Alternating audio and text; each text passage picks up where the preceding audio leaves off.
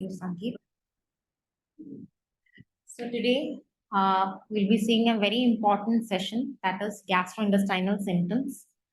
I'm sure most of you are very well aware about what are the common symptoms of symptoms seen in patients related with GI. Can anyone unmute yourself and say what are the common symptoms that you are seeing? What are the common complaints that you come across? Yes, vomiting. What else? Nausea.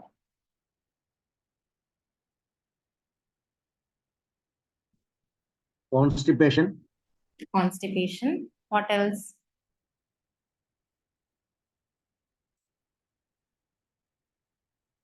Why are we conducting a full session? The GI symptom, we are taking it as two sessions, GI 1 and GI 2.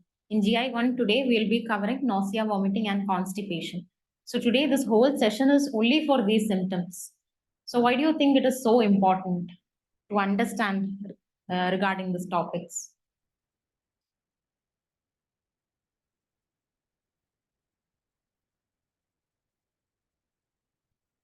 Because it is going to cause a lot of problem for the patient. I'm sure the patient who is in front of you, especially you nurses, will be the one who is mostly seeing these kind of concerns.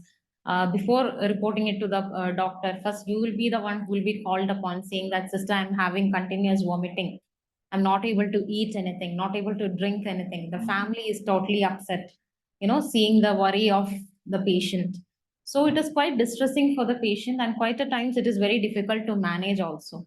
So at least a step should be taken. You people have taken a good decision to join this programs to understand more regarding these symptoms. So definitely we'll see what the topic in detail today.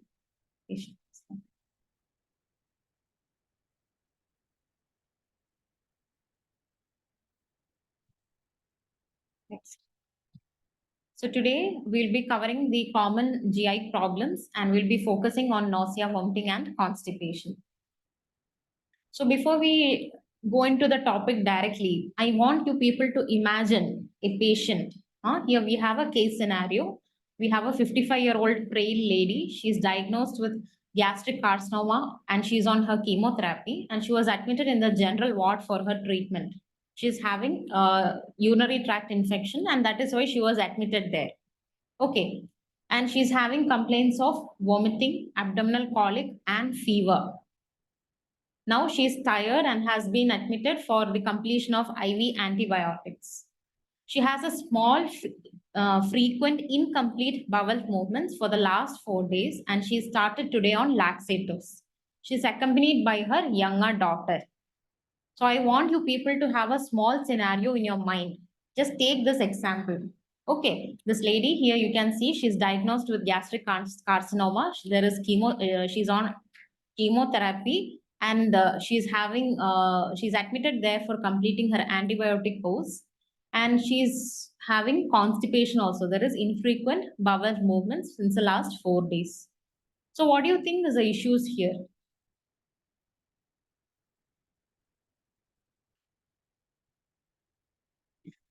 So we'll come, all those red things which is written in red is the common issues that she is having. So we'll see in detail how we will investigate this lady and also how we are going to manage. So I hope there is a small picture in your mind. Okay, we'll come to this case at the last of the session. Next. So what is emesis or what is vomiting? It is a biological defense mechanism by which the body is trying to remove the harmful substance from the body which is ingested. So once you take some food from outside, at least some of you might have vomited in among the group, isn't it? At least once in their lifetime. So how do you feel that process is?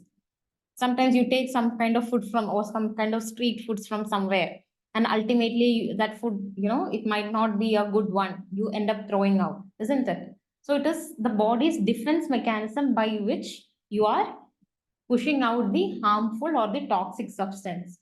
So this process of vomiting has three phases, that is nausea, retching, and vomiting. Nausea. Nausea, it is an unpleasant sensation where you feel like vomiting, but the real process or the food particle is not going out. You just have the sensation. Okay, that is nausea. Retching means the body, there is spasmodic movements by which your glottis is closed and there is contraction of the abdominal musculature, and the body is trying to, push out the substance. So the body is trying to push out. But here again, it is not going out. The body is trying to push out, but the content is not going. But in vomiting, what happens? The gastric content goes out. So nausea, it is just the sensation that patient is having. Retching is the body is trying to, the abdominal walls, the musculature, the glottis is closed and trying to vomit. But still here, the content is not going out. And in vomiting, what happens? The third phase, along with retching, the content of the gastric thing is coming out. Understood? So, can anyone tell me what are the common types of vomiting that you know of?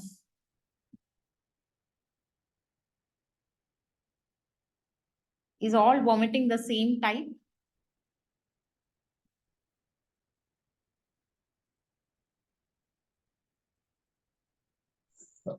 Biliary vomiting, hemoptysis, hematemesis. Hematemesis vomiting blood and biliary is bile content. Okay. Yeah, there is projectile vomiting. Yes, in the chat we have projectile vomiting. If there is projectile vomiting, what is the other one? There will be non-projectile, isn't it? Yes. Ma'am, the thing which you have said is, it is a content of the vomitus. The hemoptysis or the bilious is a content. The types, when you say, it can be projectile, non-projectile. What is the other thing? Brain problems, having projectile. Okay, fine. So there are different types of vomiting. So today we will just see the types of vomiting from a palliative care perspective, or for mostly the patient who comes to us for treatment related to vomiting is mostly the patient who is on chemotherapy. And also for that, how we say is it can be acute type of vomiting. What is acute? It is a sudden onset of vomiting which occurs within few minutes or hours, or within a span of 24 hours. When the patient is on chemotherapy, he can have acute vomiting. If there is acute, definitely there is delayed. So in delayed vomiting, what happens? It occurs usually after 24 hours of chemotherapy, but it becomes worst during 48 to 72 hours following chemotherapy, and this vomiting can last up to 6 to 7 days.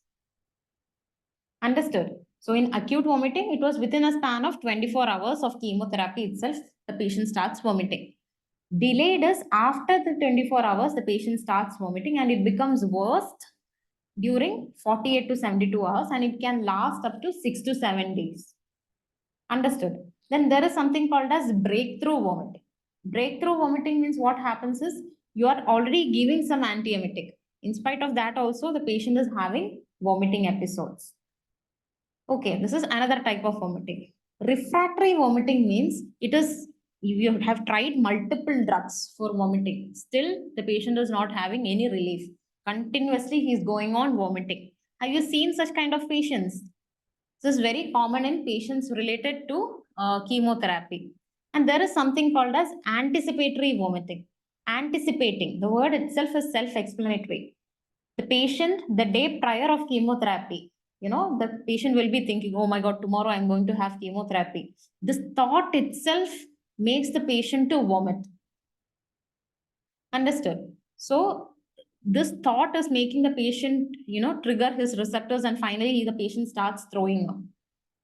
So these are the common types of types of vomiting which you see in a palliative care perspective. So what are they? It can be acute type of vomiting, delayed type of vomiting. It can be breakthrough type of vomiting. Breakthrough means in spite of you giving the antiemetic, in between the patient can have vomiting.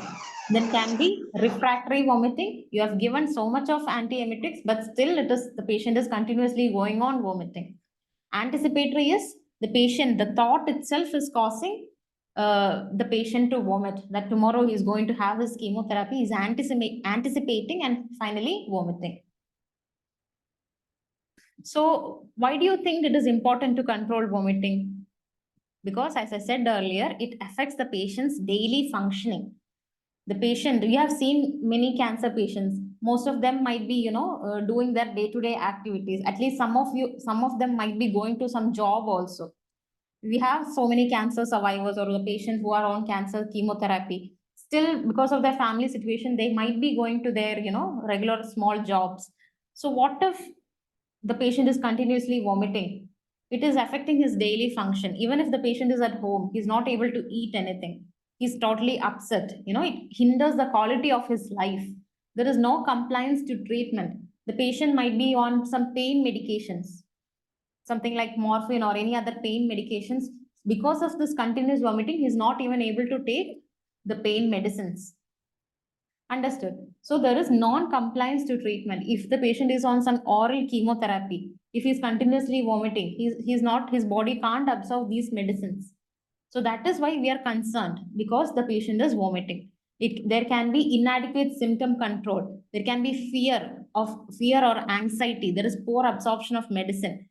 And all this lead to escalation of distress in patient as well as family. Now, can you imagine that patient, how that patient will be?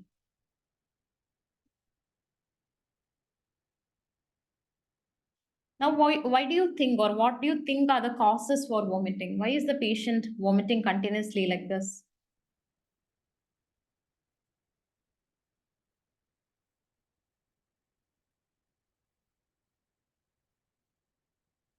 Or in general, what are the common causes why a person vomit?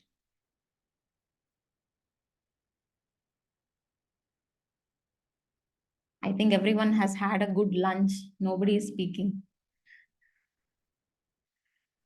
I want everyone to, switch on your videos. You can't hide yourself. See what a beautiful smile. Come on, sisters and brothers. Yeah, unmute yourself and speak. What do you think are the causes for vomiting? Let it be wrong, it doesn't matter at all. Intestinal obstruction. Any common, like small causes that you can think of? Disease conditions, psychological. What else? What is a common reason why a normal person vomits? Smell, anxiety. Yes, true. Adverse effects. Adverse effects of what, sir?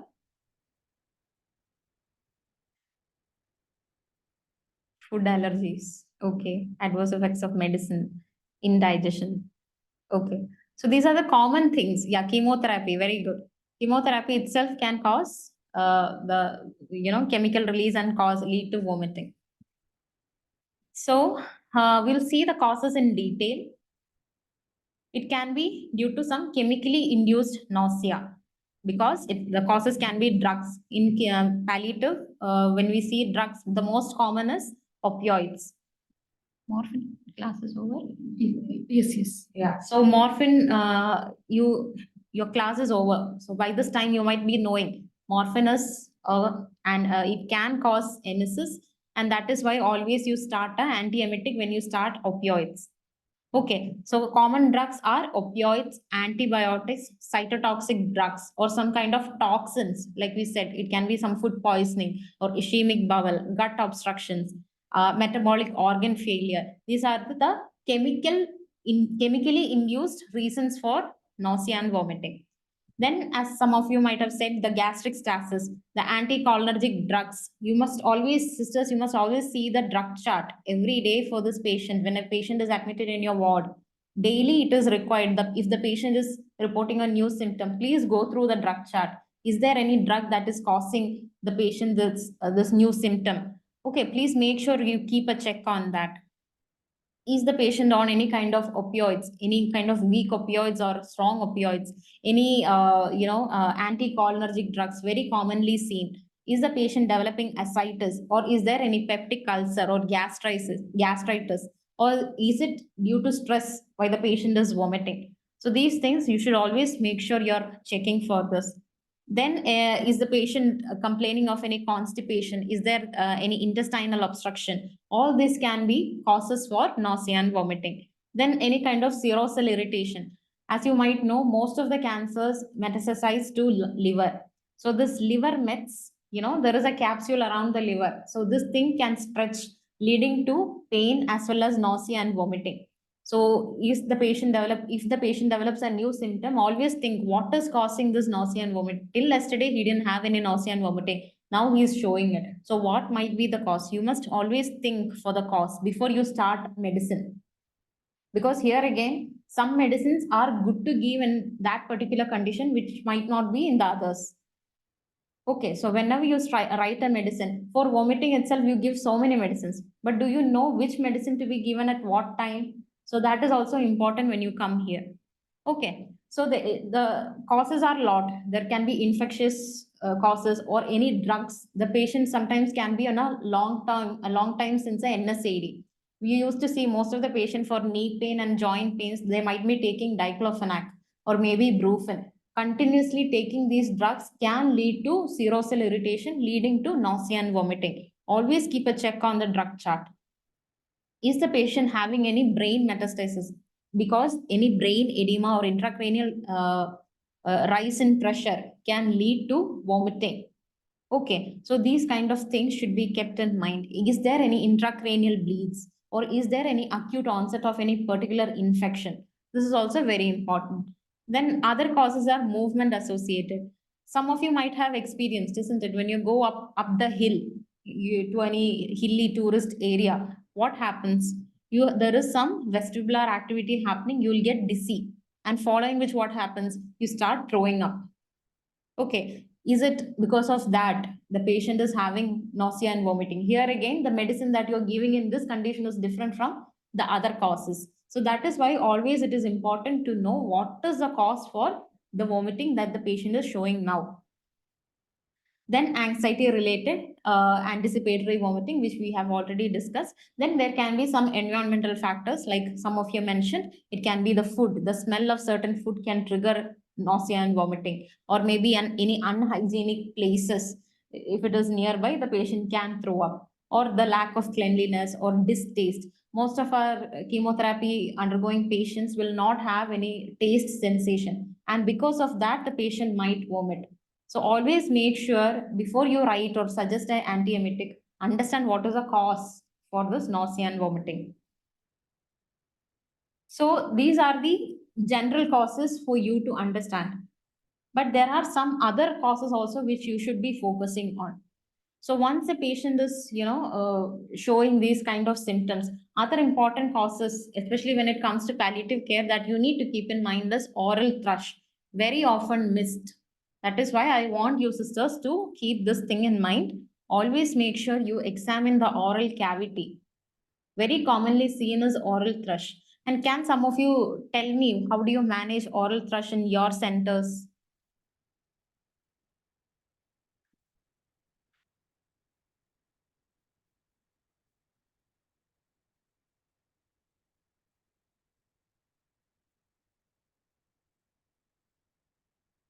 Have you treated oral thrush? What are the advices that you give to your patients if you see the patient is having oral thrush?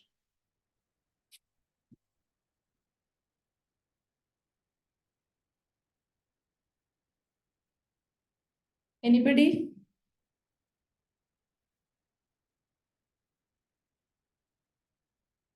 Mouthwash with chlorhexidine. Okay. Candid paint. Okay. Why do you think this oral thrush is happening?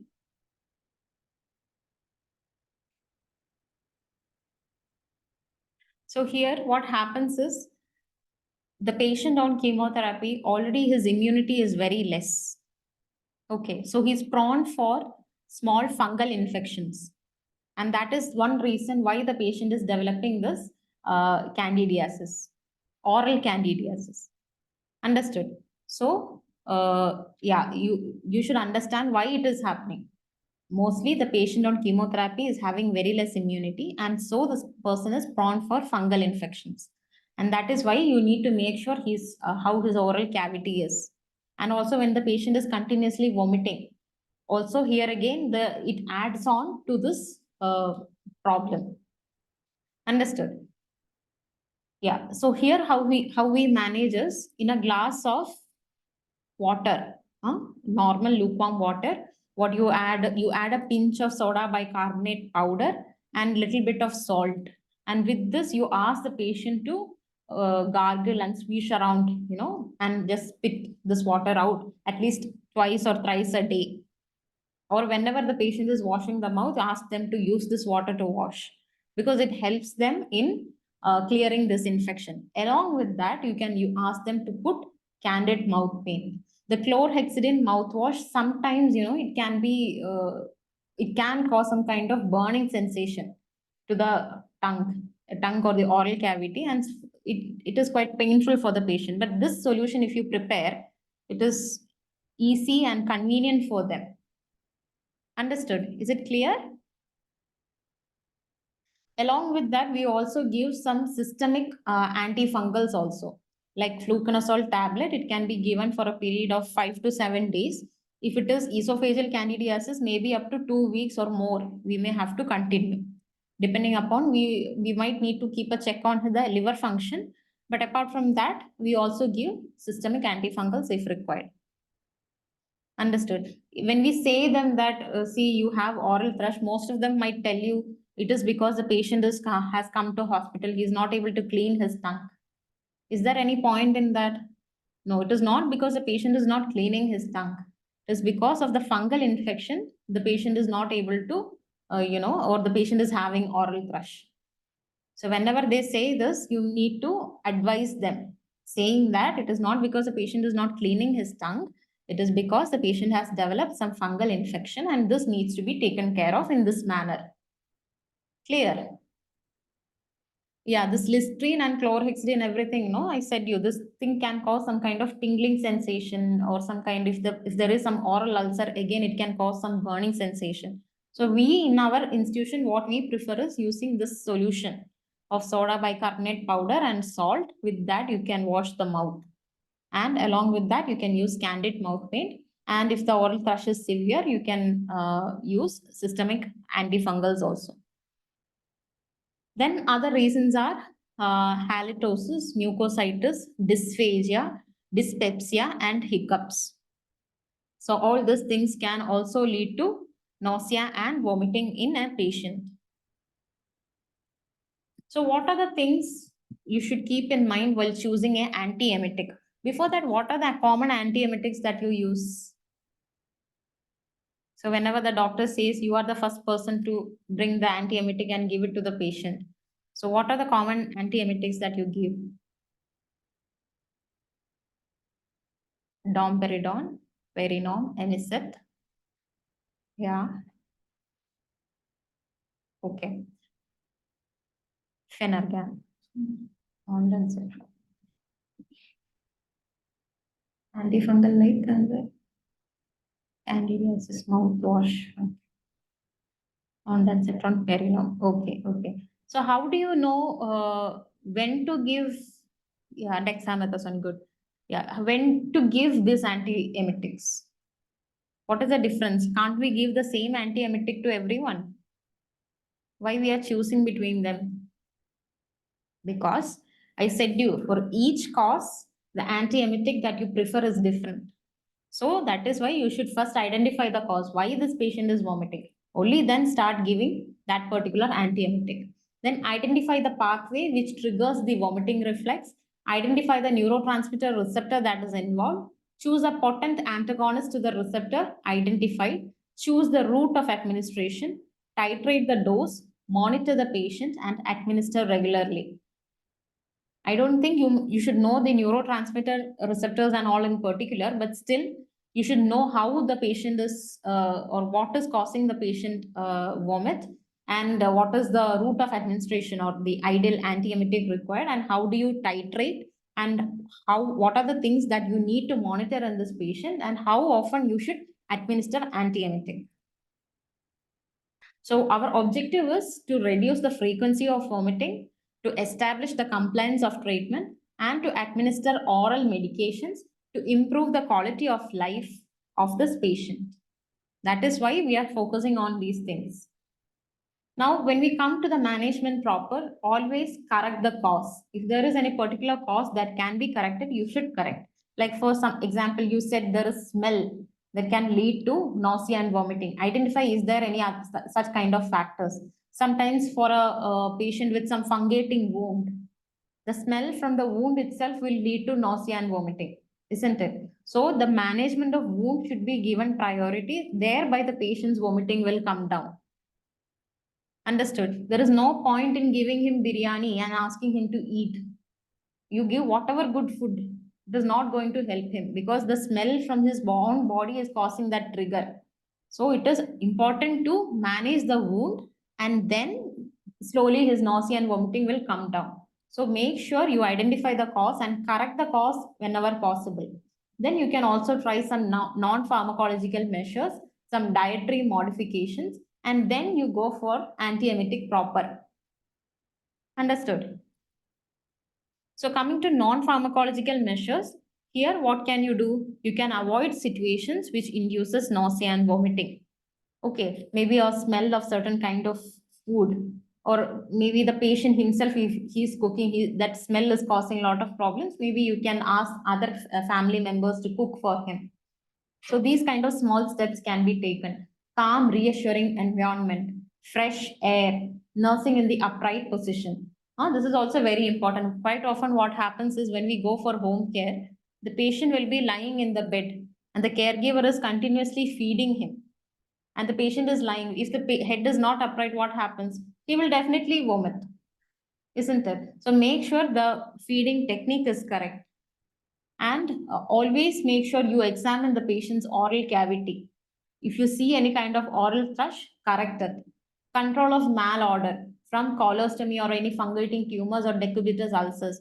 Colostomy also very common. Most of them after surgery with the colostomy bag, they are sent home.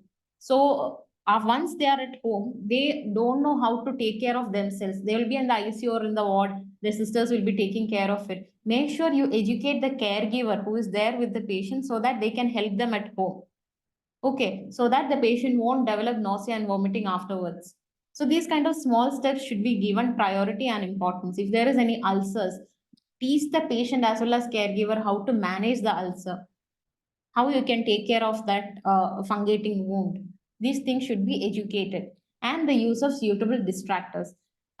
Is there anyone who is working in a chemotherapy ward in this group?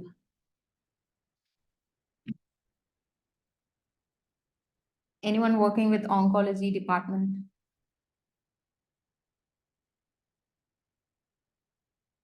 Yes, okay. So, sister, can you please unmute yourself and say me what is this kind of distraction technique you use in your center? Or just take us through the path when a patient comes for chemotherapy. How do you do your basic assessment and start chemotherapy? You give music therapy. Can you please unmute and speak? Dominique Joseph. Not be able to unmute. Okay, okay, that's fine. Okay. So distraction techniques means what happens is once the patient is coming for chemotherapy, the patient after checking all the vitals and if like he's there for his injections, the patient will be given some kind of newspapers or there will be some kind of good music that is being played in the ward or maybe there will be a television. You know why? Because the patient, that anxiety or the fear factor can be taken out, thereby the patient gets distracted from what is happening. So that is one technique by which you can control this nausea and vomiting. So that is, it is itself is called distraction techniques. There is different types of techniques like self hypnosis, progressive muscle relaxation, biofeedback, systemic desensitization. These are all terms for you to just understand. It is used in case of anticipatory vomiting. I said you, what is anticipatory vomiting? A day prior or before getting this chemotherapy, the patient himself will be having the thought which leads to nausea and vomiting. Okay, so it is more used, or the distraction technique is used mostly in anticipatory vomiting and can be used alone or together with antiemetic drugs. It enhances the feeling of control and it reduces that helplessness situation.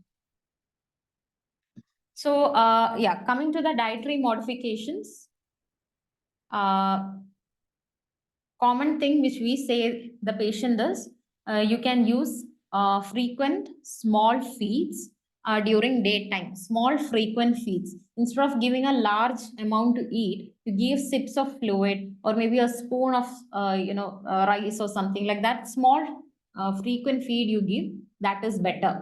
And avoid fatty, sweet or spicy foods or carbonated drinks. All those things, if you avoid these kind of dietary restrictions, you can save. And eat foods that are easy on the stomach to digest, like oats or maybe well cooked rice. So these things helps the patient to digest the food easily. So even though we say all these things, it depends from patient to patient, because we have had patients who likes to take this kind of soda or carbonated drinks, even though according to textbook it is against, or we say it is better to avoid. But again, from patient to patient, it differs. If the patient prefers in taking these kind of things, we can ask them as a trial. Maybe you can try if you want, but once you start vomiting, maybe we'll have to stop it. You can't just clearly say, no, no, you can't take, and be so strict on them. It is depends. That is what I want to convey. Okay. So what else will you look for? So you should keep a check that the mouth is clean and oral care after each episode of vomiting. Because after vomiting, there will be, the food particles and these kind of saliva will be sticking on. So make sure after each episode of vomiting, you clean the oral cavity with the technique that we said earlier. And make sure his mouth is clean and you change his clothes, because the smell of that vomiters itself will trigger him again to vomit. So it is advised to clean him after each episode of vomiting. Okay, wear loose fitting clothes, have a fresh air or a fan, or ask him to sit near a window, and limit the sound, sight, and smell that causes nausea and vomiting. This is also very important because all these things can trigger him to have an episode of vomiting. Give the contact information if nausea and vomiting is not controlled. This is also very important. See, the patient is continuously vomiting. He's helpless at night. He doesn't know what to do. So if you have said him to take so many medications, but still he is not able to take the medicine because he is vomiting. So you have asked him to do all this oral care, loose fitting clothes, all those things you have advised. At last, if you give a information of your contact information, what happens is it gives them, okay, if all these things doesn't work, I have a number to call and ask, or I have a place nearby to go. Okay, this sense of like what to say, that trust that you have with your patient will help that patient so much, because we have seen this. We always give our inpatient units number. If you have any difficulty, you can call in this number. This is a 24/7 available number, so there is no problem. You can call or come anytime. This is the advice that we give to them. So these were the non-pharmacological dietary modifications. All those things we have covered. As many of you said, there are pharmacological measures. So many medicines that you have said, like domperidone, amicetrone, or ondansetron. Even some of you said dexamethasone. These are also very good antiemetic drugs. And I don't want you to know the full mechanism, how it happens, but at least you must know what are the areas where this chemotherapeutic drugs or what toxins act, leading to trigger and vomiting center, and the patient is vomiting. Okay, for your information, you should understand there is areas. There is 5 key players in when it comes to nausea and vomiting. That is area prostrema or CTZ, chemotherapy trigger zone, and there are some factors in the GIT, some factors in the vestibular nucleus, and some factors in the cerebral cortex. Understood. So we'll just go through a small video.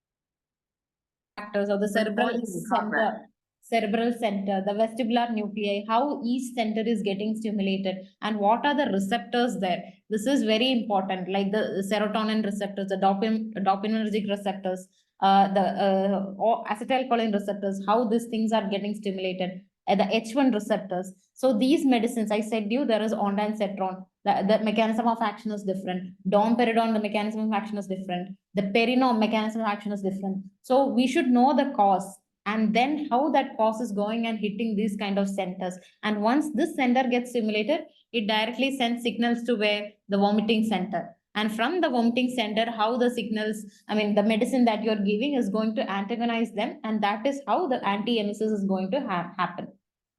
Is it clear? Once you see, go through the video repeatedly, you will understand how simple it is. So again, most of the medicines which you have talked is there in this category. It is again divided into anticholinergics, neuroleptics, or the D2 blockers. You know where now the D2 receptor is there and how it is going to go and create the blocking mechanism. You don't have to go through the entire mechanism, but just in general for your understanding, it is going to help you. You have prokinetic drugs like metoclopramide. You have H1 antihistaminics or the serotonin antagonist, which is the common emeset or the ondansetron. Then we have something called as adjuvant antiemetics. In that, it comes the dexamethasone. Understood? So dexamethasone, benzodiazepines, all these things in helping reducing the vomiting. So there are some other drugs apart from the medicines which we discussed now. Most commonly is the antipsychotics. Very few people know that antipsychotics can also be given as antiemetics. Common drugs which we use is haloperidol or olanzapine or levopromethazine. We have corticosteroids, octreotides. Again, it is a very good anti-secretory drugs which helps in reducing the vomiting.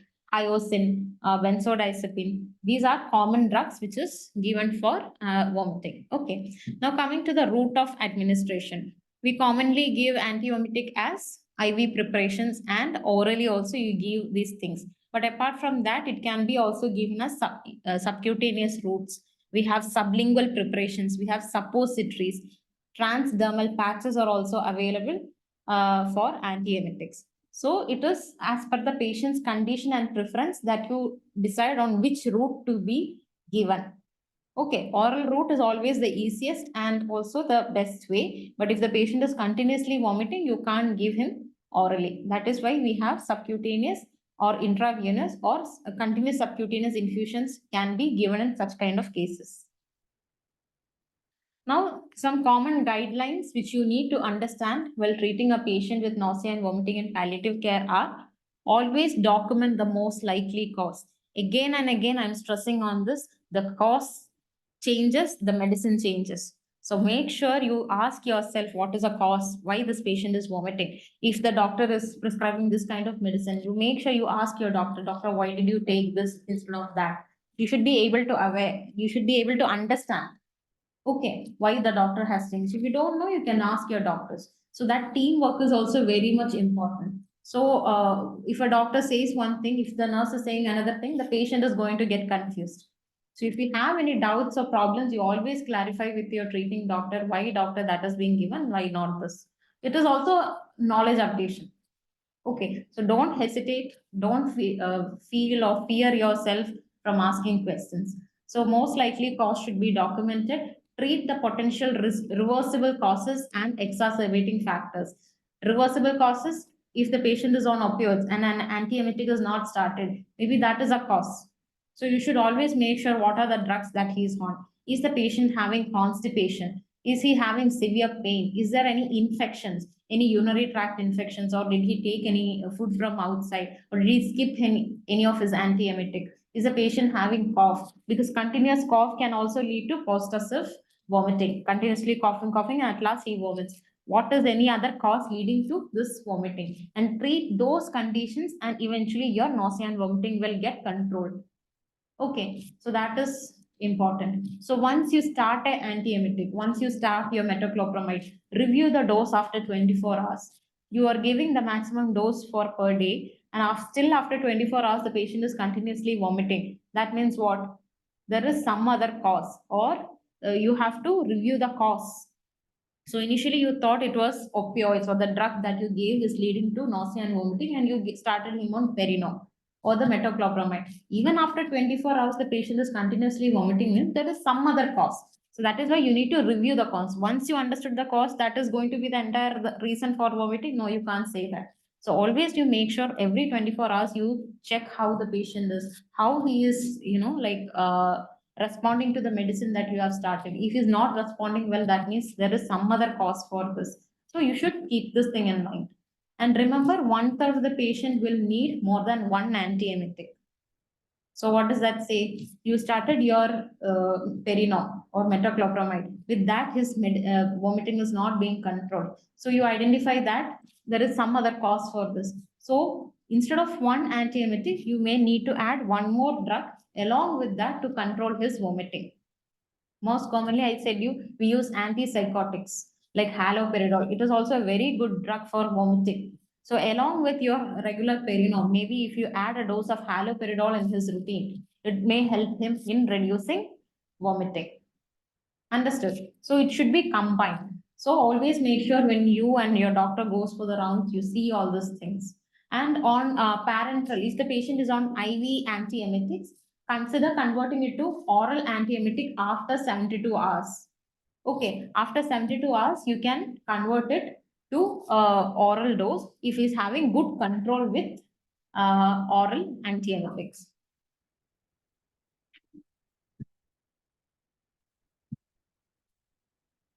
Okay.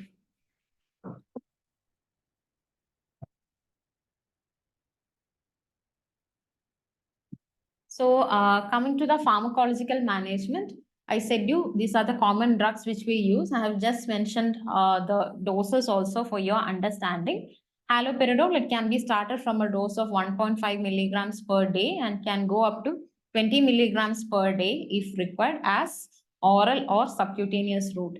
Other drug which we use is metoclopramide, domperidone, ondansetron, diphenhydramine, and we use octreotide. Octreotide, it is used mostly if the patient is able to afford. Otherwise, the cheaper option which we have is hyoscine butyl bromide or your buscopan. It is also again a H1 receptor blocker. It has anti-secretory function, thereby it reduces the volume of vomitus. Then the other common drug which we use is dexamethasone. Here again, it is a steroid. It is a long-acting steroid. So it can be given as a single dose administration during the day. We don't prefer giving dexamethasone after, in the later half of the day because it interferes with the sleep of the patient. So we ideally prefer giving it in the daytime. So these are the medications that you can try for patient with nausea and vomiting. So we'll quickly go into our next topic, that is constipation. So here again, it is a very important topic. People are so concerned with constipation, yet there is some kind of inhibition for the patient to report that I am constipated. Even to the family members, he might not be saying that he is having this problem. But it is our duty to make sure you ask the patient if he has had a normal bowel movement today. Why? Why are we concerned? Why is again another big session on constipation? Because it is quite distressing for patient. If we don't take steps to overcome constipation, what happens is eventually the patient can go on to intestinal obstruction also if it is not taken care of properly.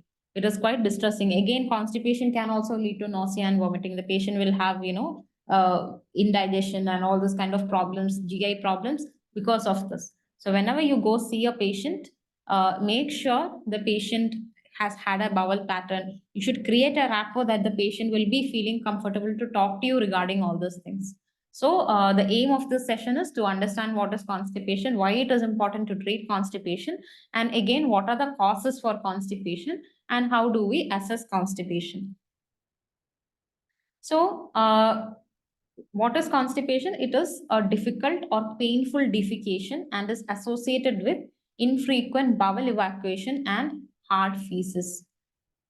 Okay, so according to some textbooks, some people say that if the patient is not passing stool more than 3 days, that is constipation. See, whenever we go by the textbook, it is going to be sometimes confusing. Always, when you see a patient, you ask him what is his normal pattern. For some people, going maybe twice in a day or alternate day is normal for them. For some people, passing stools maybe in one day, 2 times is normal for that person. So ask him how is his normal routine, and from that, if he feels that uncomfortable feeling, then that can be considered as constipation. So always make sure you ask him how often he passes stool, and is it difficult, and is it painful? Is there any bleeding associated with it, or is the motion that is going is hard, and is he trying to manually evacuate? All this kind of questions should be asked. So again, constipation is a subjective feeling, how different it is from their normal. Okay, this is also very important. So in palliative care, more than 45% of the patient that you see on your first visit or your first admission time, the patient will have constipation. So make sure, this is also a very important symptom, you make sure you ask regarding this. So what are the symptoms the patient will present to you with? The patient will say he's feeling that incomplete evacuation, or that he's feeling uncomfortable, and he'll have that bloated feeling. Sometimes it can be associated with nausea and vomiting. There can be abdominal cramps or pain. There can be signs of bowel obstruction. And there is something called as overflow diarrhea. Does anyone know what overflow diarrhea is?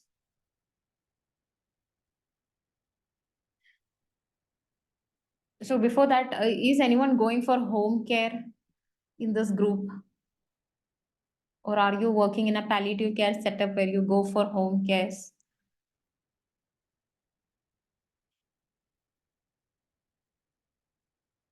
Or are you all working in a private sector?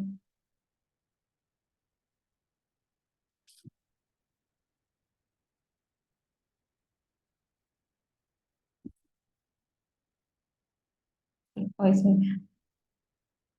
So do you mean to say that overflow diarrhea is caused by food poisoning? Yes, Pramila, yes.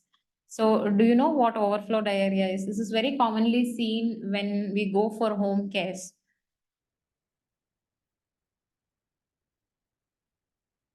Okay, we'll see that in detail. There is also another symptom, which is urinary retention. Quite often what happens is we get calls. So in our center, what happens is we go for daily home cares. Sometimes the caregiver will call us and say, see, sister, our father, he is not, his catheter is blocked. Please come and change the catheter. So it's like what happens here is the catheter block, how it is happening. The caregiver will have no issue regarding the bowel pattern. He's only concerned with the catheter block. So they want us to go visit them and change the catheter. So here what happens is you should always make sure that you ask them regarding how the patient's bowel patterns. So when you take a detailed history, we come to know that the patient is constipated for weeks. So what happens? This fecal matter forms a hard mass, and it will compress the bladder which is in front, and finally leading to the block in the passage. Understood? Leading to the catheter block. The patient can present with urinary retention. So you should not miss this. Understood? If a patient is presenting with urinary retention, then you make sure you see how his bowel pattern is. Do a rectal examination and see how his rectal finding, what is the rectal finding, and manage accordingly. So once you do the rectal examination and manually evacuate, give a enema, and once that is done, automatically his catheter will start flowing. Very commonly seen in our setting. Okay, so that is why it is very important. Now coming to overflow diarrhea means the caregiver will say that, see, my mother, she is continuously having loose stools. Please give some medicines for controlling the loose stools. This is what the caregiver will say. So do you think it is loose stools? No. But here what happens is the rectum will have a hard fecal. మళ్ళీ కుట్టుకున్నాను నా hero రా నువ్వు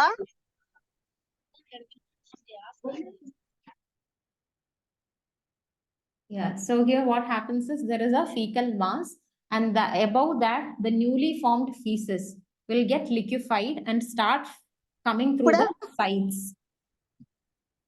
ఇప్పుడు వినపడుతుందా? See here, you can see a fecal mass. Can you see my cursor? So here you can see a fecal mass. So the newly formed feces, no, it will come like a liquid form. It will come and come out of the rectum. So here this thing is blocking. So the newly formed feces will seep through the sides. It will come through the sides, and the patient will have small amount of motion going frequently. And for this thing, the caregiver thinks that the patient is having diarrhea. It is not diarrhea. There is a, due to chronic constipation, there is a fecal mass that is being formed, and the newly formed feces just comes through the sides and leading to continuous, passage of motion. So again, coming to constipation, you must understand the causes. Again, there are n number of causes for the patient to develop constipation. Okay, so it can be again pharmacology or the drugs related. Make sure you see his drug chart. The patient who is on opioid will have constipation 90% of the times. So make sure is he taking his laxatives regularly. So I understand your morphine class is over, the opioid class is over. This thing is very important. If you are seeing the patient is on morphine, you are see if he is taking laxatives regularly, stimulant laxatives as well as the bulk. Stool softness. We'll come to that. Okay, so opioids are one thing. Any antidepressant medicines, most of the psychiatry patients' medicines can cause constipation. Any antiemetics, antacids, somatostatin analogs, all these drugs can lead to constipation. So make sure you see the drug chart and ask if the patient is taking any laxatives. If not, you start it. Any metabolic factors, metabolic causes like dehydration, hypercalcemia, hypokalemia, uremia, all these things can cause constipation. Any diet related, due to poor appetite, low fluid and fiber intake, environment, this is also very important. See, suddenly a patient is being admitted to the hospital, and because of the change in their regular toilet facility, when they come to a hospital, they might have they don't feel like going because that toilet might be used by so many patients in the ward. The patient might not feel comfortable like how he used to go in the home. So because of that reason, or the change in environment can lead to constipation. So make sure what is the cause. Is it a sudden onset one, or is there any environmental factors like this which is leading to constipation for the patient? Inability to attend the calls. Here again, this is very important and very often missed. What happens is, suppose a person is sick and he alone is in the house. There is nobody to assist him to go to the toilet. Can you imagine? So the caregiver or the breadwinner in the family is out for some job. The lady or the person is single, alone at the house, and there is nobody to take her to the toilet. Most of the time, she might have the tendency to fall because of the fear of fall. She might not even get out of the bed. Even if she wants to go, she'll not go. So she'll be waiting for this caregiver to come back home, and only then she'll be able to go. So once that person comes back home, she'll not have that tendency to go. That is called inability to attend the calls. So this thing also you need to keep in mind. What is a real reason behind why she is developing constipation? Okay. Then neurological factors like malignant spinal cord compression, sacral nerve infiltration, structural causes, any pelvic tumors. So most of the ovarian tumors, these things can grow into a massive sizes. So this can compress the colon and bladder, leading to these kind of constipation or urinary hesitancy. It can be RT related. RT means radiotherapy induced. It can lead to fibrosis of the colon. Thereby, the passage is constricted and the patient will not be able to pass stools. Painful anorectal condition, any kind of fistulas or intraluminal obstruction leading to constipation. Other causes for constipation are depression, weakness, immobility, inactivity, sedation, and age. These are also very common causes for constipation. Please make sure you go through all these causes, when you're asking for history in the patient, what is the real cause behind this patient developing these symptoms, whether it is nausea or vomiting or constipation. So why are we concerned with this? Because the patient will have abdominal colic, will have anorexia, nausea, vomiting, urinary retention. The patient might have anxiety. The patient sometimes presents with delirium, very commonly seen in ICU settings and all. What happens is we'll be getting calls saying that the patient is delirious. Come see the patient. What happens is quite often they miss constipation. In elderly patients, if there is constipation, he can present to you with delirium. So it's not like you see a patient on delirium, you start some antipsychotic and give. No, you make sure you ask for all these things. How is his normal bowel pattern? In elderly, if the constipation is relieved, most often he'll be normal. So again, I said you morphine. How does morphine causes constipation? This is very important. You should know. Morphine, it decreases the propulsive intestinal activity. See, our intestine has that propulsive movement or the peristalsis that we say, right? So morphine, what it does is it decreases the intestinal activity. And so what happens when the activity decreases, there is more time for the content and there is additional time available for water reabsorption. When the water reabsorption happens, the fecal matter hardens. Okay, so there is inhibition of secretomotor neurons. There is less fluid is entering the gut, and it reduces the sensation of rectal distension, leading to fecal impaction. Okay, this thing is very important. So if a patient is on morphine, why are we saying that you should give anti-laxatives? Because it reduces the propulsive activity of intestine. So more time is available for water reabsorption. Thereby, the stool becomes very hard and leading to the formation of fecal impaction. So again, the assessment, you should always ask what is the normal pattern of bowel movement for that patient. Ask the frequency, amount, consistency. Is it blood stained or not? When was the last bowel movement? Is the patient experiencing any abdominal discomfort, cramping, nausea and vomiting, excessive gas or rectal fullness? Does the patient regularly use laxatives? Very important question to ask, because most of the time when we say, are you taking laxatives? He'll say, yeah, I used to take laxative, but when I take it, it becomes so difficult. So I stopped taking it.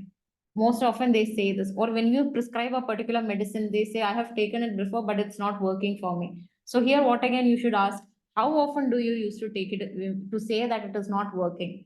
It's not like one day you take, it's not working, you stop taking it. No, you should regularly take and see. Only then we'll understand if it is really working or not.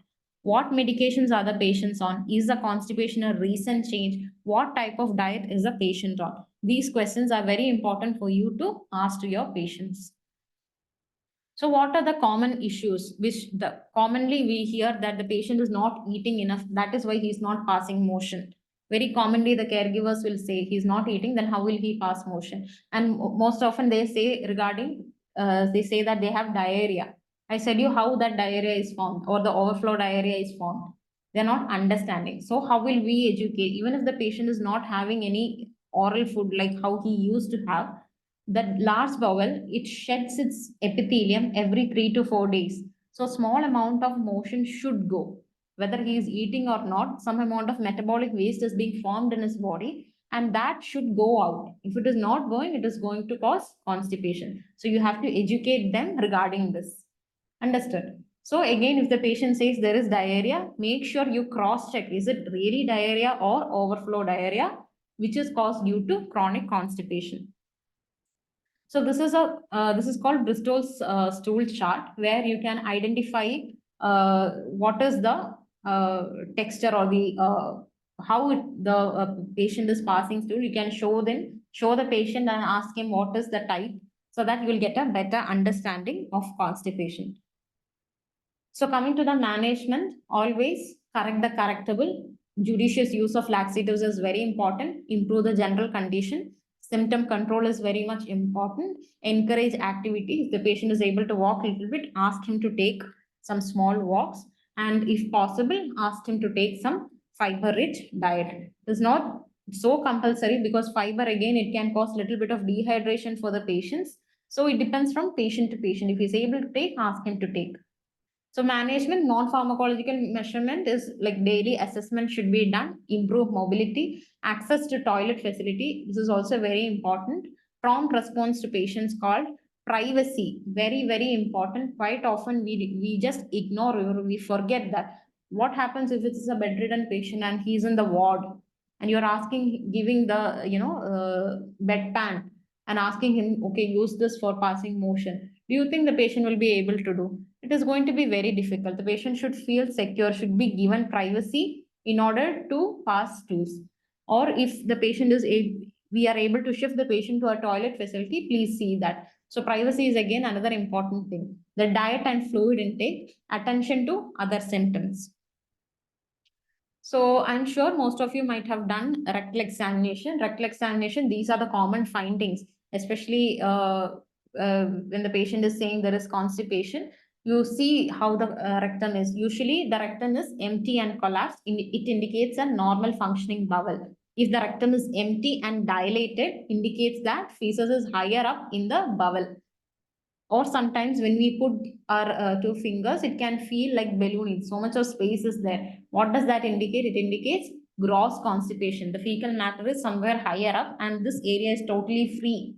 So what we do here is we give a higher enema. We put a suction catheter and when we push in the enema to relieve this kind of constipation.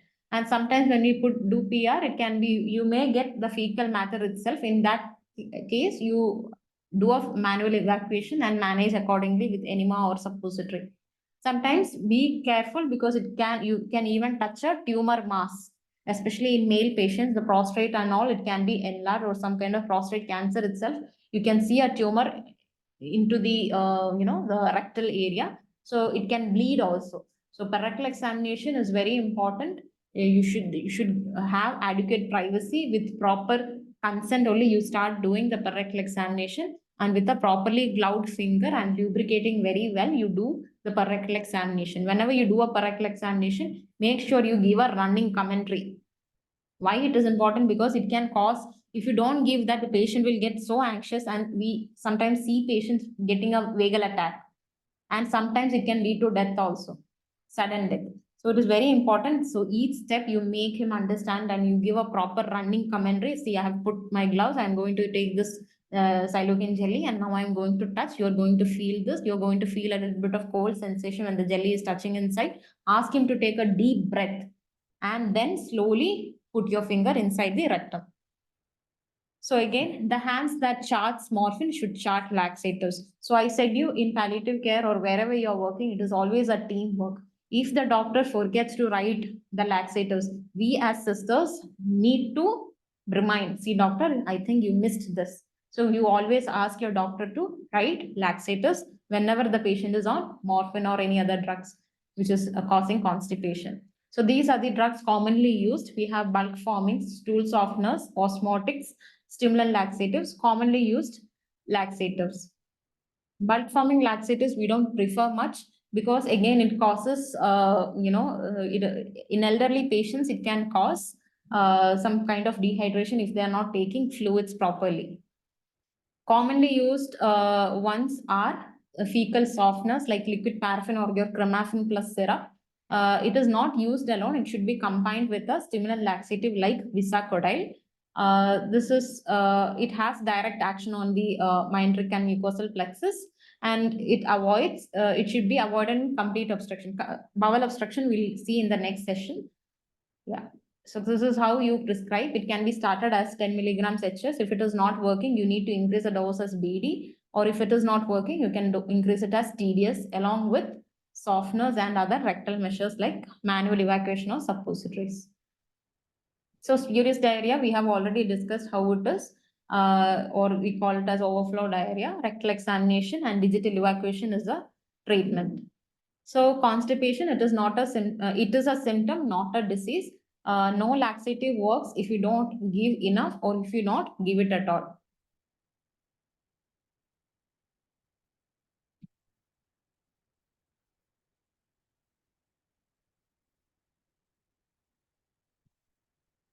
So coming back, this is the case how we started initially, isn't it?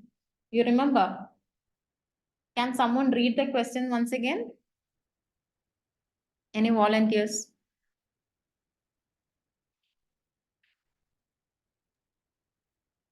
Just read. That's all I'm asking.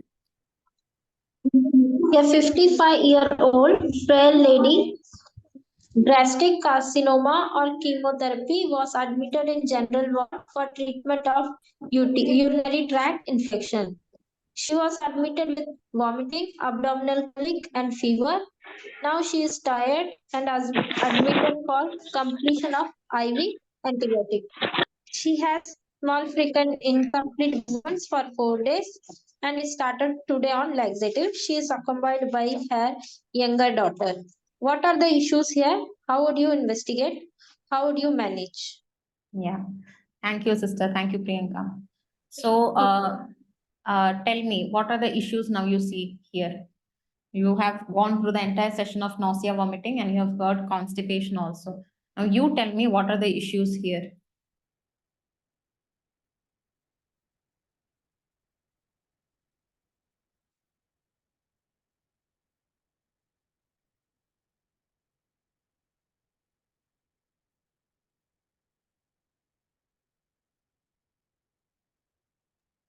All of you. Dietary management.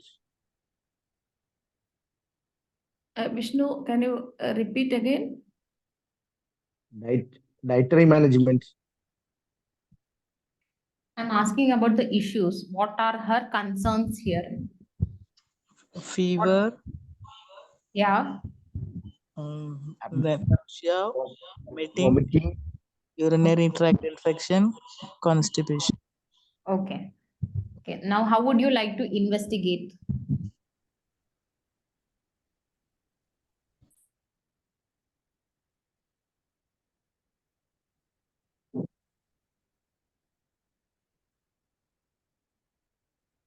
What are the investigations that you can do for this patient?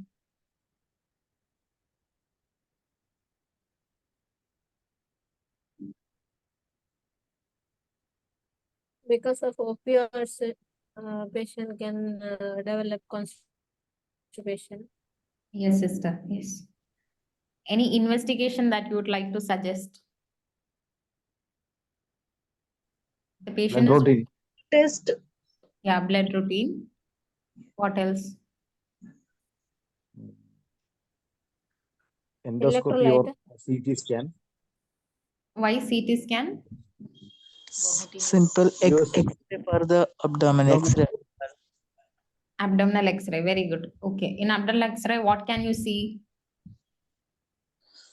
Any obstruction in Yes. Any obstruction can be seen. obstruction, gas presentation. Yes. Yes. So these are the common signs you can see in a X-ray. You can see the gas formation and all those this. Even the fecal matter, if there is fecal impaction, you can see that. So that can be done. Again, blood investigations can be done. The urine routine can be done, and you can do a urine culture. All those things can be done. And the patient is also having vomiting. Sometimes they also do this kind of acetone to see if the patient has gone into ketosis because of continuous vomiting. But it is more common in like diabetic ketoacidosis or in pregnancy. Okay. Again, how would you like to manage this patient? Antiemetics can be given Antibiotics. with chemotherapy. Okay. What is the antiemetic of choice for a patient on chemotherapy? MSET can be given. Yes.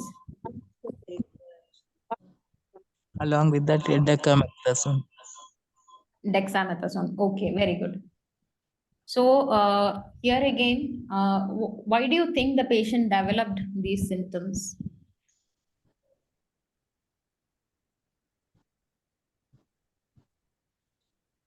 Okay, leave it. What if you are having, just imagine you yourself in the situation. Okay, you're going to a hospital. Whom do you think will be with you when you're going to a hospital? Of course, you will have your loved ones, right? Somebody elderly or your husband or your father or your mother. Somebody will be there to take you to the hospital, isn't it? Who was there with this lady?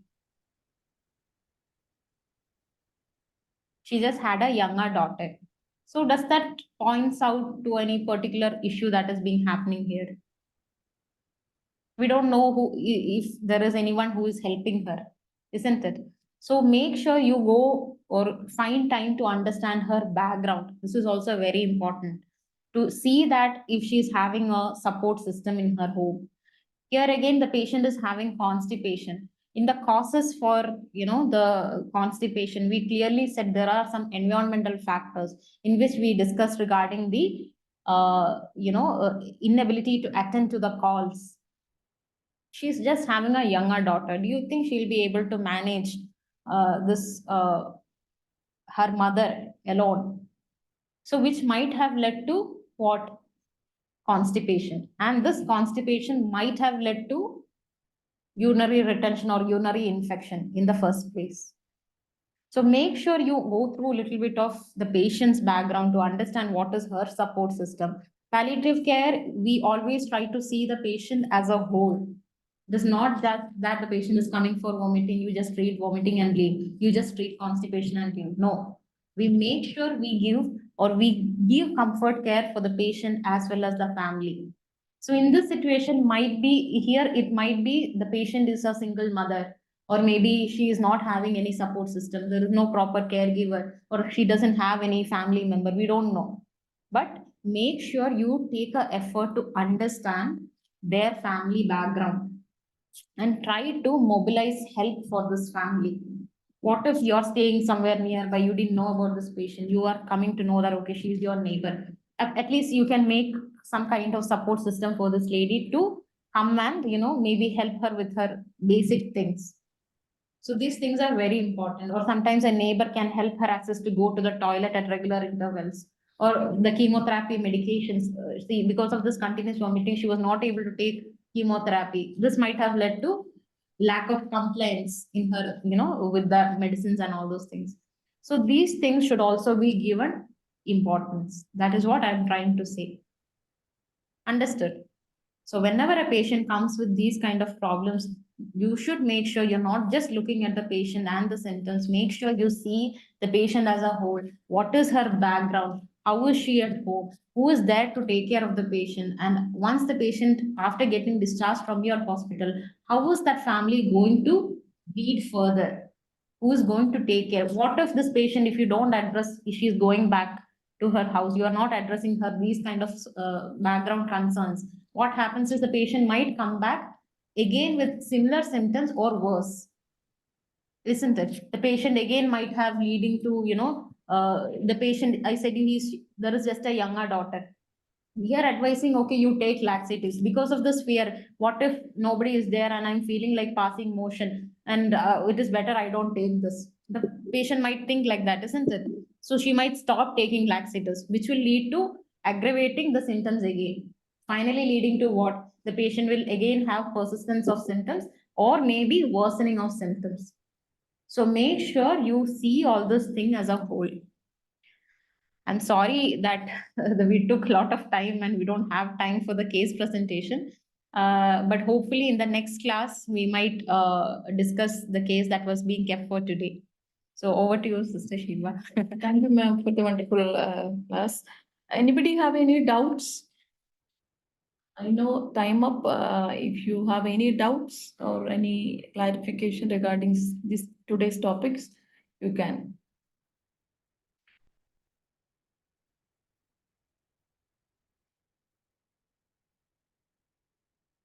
So I think this presentation is clear to everyone. Vishnu, so we will, Vishnu is ready for presenting a patient story today. Vishnu, we will take your case presentation the upcoming days on Friday. Coming Friday, you can able to present that patient story. So, okay, thank you. Okay, we can wind up the session. Thank you, Dr. Sangeetha, for the wonderful presentation. Thank you all for your participation and your contribution. Thank you. Thank you, Shiva ma'am. Thank you, ma'am, for the wonderful presentation. Thank you, Shiva ma'am, for facilitating. Thank you, everyone, for actively participating. Thank you. Let's see you in the next session. Join है बराबर new meeting